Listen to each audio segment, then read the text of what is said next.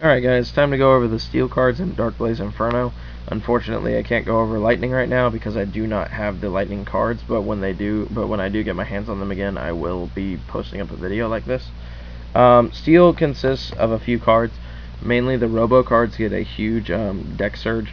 I hope you guys aren't too turned off by the other videos because they have been a little bit long. Fire is the biggest chunk of the set at the moment besides darkness, and that was actually going to be the longest one. Steel has very little support, so this profile is going to go by very quickly. Alright, ignore my phone. The first card we're going over is Mythic Robo. This is the Megazord. Haha, yeah. Basically, you have to use a card called RF5, which means Robot Formation 5. You have to have Fighter Robo as well as all 4 of the Robo cards from the base set, Lion, Turtle, Shark, and Eagle, on your field or in your hand, and then you get to play Mythic Robo. Mythic Robo is a 30 attacking, 28 defending, 26 lifespan, level 15 creature that can only be played through RF5. He has 10 speed, but he also has Burn, Quake, Flood, Gust, and Ultimate, which are 5 very good abilities. He's 3 deck points to run, and he's hybrid of 5 elements: fire, earth, wind, water, and light. He also has the effect that states any time that he's equipped with a card, you double the increase or decrease. So if he's equipped with Black-Eyed Sword, he gets a plus 20 attack bonus instead of a plus 10, and if he's equipped with a card that lowers attack points, then he loses twice as much. He also has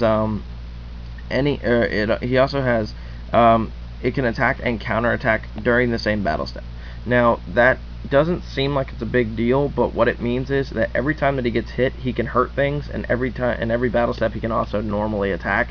So this is a bit ridiculous, but he's like a giant moving tank that hurts you every time you hit him.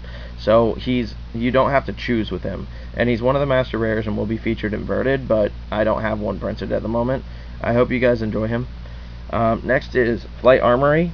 Arguably a lot more playable than the last card. Actually, he is a lot more playable. He's level 14 with no restrictions on him.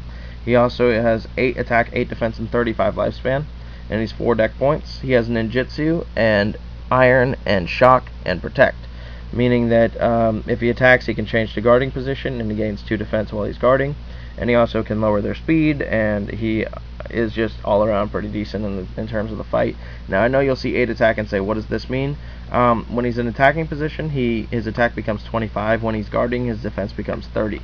Also, you can discard 2 cards from your hand to inflict 10 damage to your opponent once a turn. So that's really effective, and he's made for the burn scheme. But he's going to be heavily played. Notice I'm not going over too many supporter effects because I want to keep some stuff secret. Korbag is a level 11, 21, 28, 1 creature. He also has Iron and Protect and 4 speed. But his effect is he cannot be attacked by creatures with Penetrate, so they have to break through his defense in other ways. And also, once during your turn, you can send 2 cards from the top of your deck to the discard pile, and if this is done, then then he gains Titan. So he can attack while guarding, which is really, really nice. But you're going to want to hit defenders because 1 lifespan means that he will die with any counterattack. Next up is Armor Wall. It's a 0-20-12 with level 10, but that's irrelevant since you can pay 10 health during the battle step to play him with no mana. And while he's on the field, he basically intercepts all attacks towards steel. So he's very effective in that sense. Another one of the prize cards from the tournament at Metrocon is Fighter Robo. Fighter Robo states whenever he destroys a creature, you get to add a creature with Robo and its name from your deck to your hand, but you can't add the same creature with this effect more than once. So you can attack with something, pull another Fighter Robo, play that Fighter Robo, attack with both of them, pull 2 Robos, including maybe another Fighter Robo, and basically just keep building up your army. He's also Hybrid Fire, so the hybrid scheme works with him, and he has the same effect as all the other Robos from the base set. Next is Replicating Robo Cells. While it's on the field, no other creatures that are Steel type can be attacked, and when it's destroyed, you can play another one because it has Replicate. So he's a nice little interceptor for the cards, and plus he can be pulled by Fighter Robo since his name does include Robo in the name. Next is Manicore Robo, formed by RF4. You have to have all the ones except Fighter, which is Lion, Eagle, Turtle, and Shark, and you get a creature that's name is treated as all 4 of those, as well as a creature that says when he's destroyed you get to play 2 of the level 12 or lower Robo creatures from your discard pile to the field. He has 25 attack, 23 defense, and 21 lifespan. He's hybrid of light, earth, water, and wind. And he also has flood, gust, quake, shock, and ultimate. So he's very strong, but once again, you have to do the RF way to play him, which is like an alternative to merging. Next is Hydrastorm Robo. He's the RF3. It's Eagle, Fighter, and Shark can make him. He has 23, 21, 19. He can counterattack one time during each battle step in addition to his attack. And he also states that he's unaffected by counterattacks.